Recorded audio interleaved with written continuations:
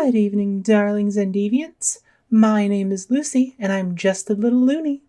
March of the Machine is almost upon us, and that means we finally get our hands on this super cool set.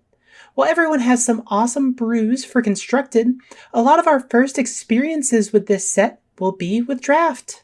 And while there are tons and tons of awesome set reviews and intense deep dives into the entire set for Limited, if you're anything like me, trying to focus on a 3 to 4 hour set review in one sitting before Friday Night Magic is a nightmare almost on the level of doing your final presentation in your underwear after forgetting your slideshow while you're walking the tightrope over a pit of lava that promised tomorrow! That one might only be me.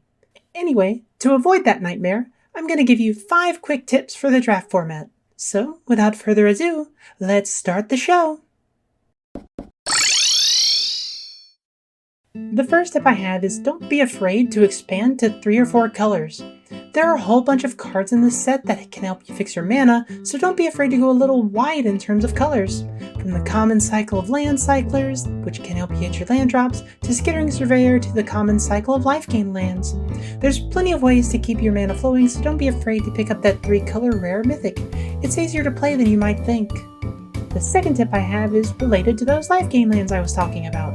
With this format looking to be a bit slower and rewarding these 3 to 4 color decks, those common tap lands are extremely valuable, mostly because they only come in some of your booster packs.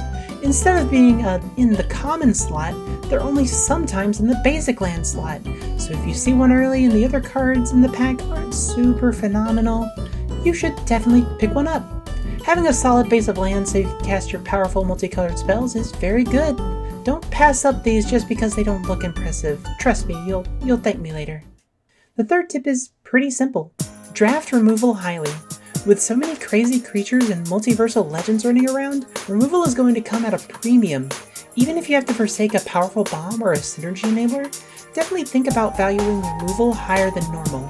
As long as you pick up a decent number of creatures, you'll be able to put together a solid deck. This is 2023 Magic after all. If you don't have removal, the second your opponent slams down a powerful bomb, if you don't have your own powerful bomb to combat it, you'll want the backup plan to get rid of their huge monster ASAP. It may not be fancy or splashy, but like oil in a clown car, removal keeps your games running smoothly. The fourth tip is surrounding the battles. A new card mechanic is always hard to evaluate on its first go around, and that feeling is amplified tenfold with a whole new card type. At first, your brain may think that they seem pretty bad, that they're just overcosted sorceries that you have to waste damage on flipping. Who would want that? Don't listen to your brain on that. Just like mana, life, and cards, damage is a sort of resource.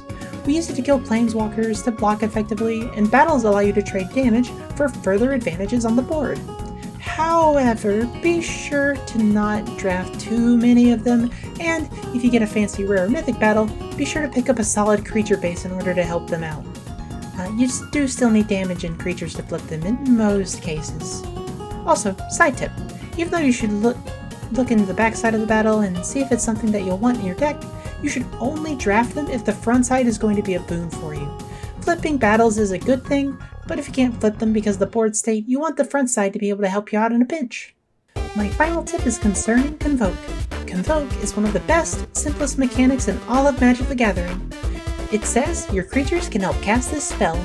Each creature you tap while casting the spell pays for 1 generic or 1 mana of that creature's color. Short, easy, and to the point. However, don't forget that you can use your creatures even if they just came into play. If you attacked and played 2 creatures, those 2 creatures obviously have summoning sickness, but that doesn't mean they can't help you cast your Convoke spells. Go ahead and tap them and surprise your opponent with your awesome teamwork. And there you go. Did these tips help you out? Maybe you have some cool draft stories already, or maybe some more advanced tips that I missed out on. Let me know in the comments below. And while you're there, maybe give me a like and subscribe. Your support keeps this show on the road and keeps the incessant hunger of the algorithm at bay. Thank you so very much for watching, and until next time, au revoir!